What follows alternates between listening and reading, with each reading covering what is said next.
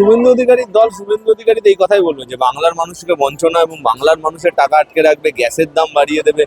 এবং বিজেপির নেতাদের বুকিং করলে তারা 11:45-এ বুক করলে দুপুর 1:30টার সময় গ্যাস পেয়ে যাচ্ছে, সব একই সময়।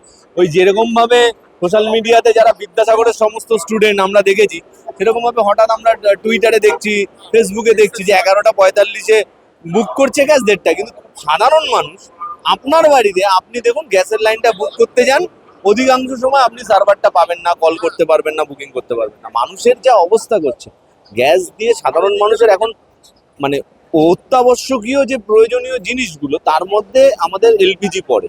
সেইখানে যদি সেই জিনিসগুলো আমরা না পাই, তাহলে তো মোদী সরকার সবসময় লাইনে দাঁড় করছে, ডিমানিটাইজেশনের লাইনে দাঁড় করছে, এখন গ্যাসের লাইনে দাঁড় করাচ্ছে। কিন্তু মানুষ এর বিরুদ্ধে জবাব দেবে 2026-এ বিজেপিকে শূন্য করে। ব্রিগেডে দেখছি আমরা একাধিক গ্যাস এবং সেখানে ঢালাও রান্না। ব্রিগেডে, আমি তো বললাম, ওরা ব্রিগেডে খাবে, বিজেপি খাবে, আমরা খাবো, আর সবাই বাদ। বিজেপি এটার উপরেই চলছে, বিজেপি একা খাবে আর সারা ভারতবর্ষের মানুষ না খেতে পেয়ে মরবে। কিন্তু এই বাংলায় মমতা ব্যানার্জি যতদিন আছে ততদিন সবাই, কেউ কাউকে বিজেপি এই ষড়যন্ত্র আমরা স্বাধীন করতে দেবো না, এবং কেউ না খেয়ে থাকবে না। বাংলার মানুষের জন্য মমতা ব্যানার্জি আছে।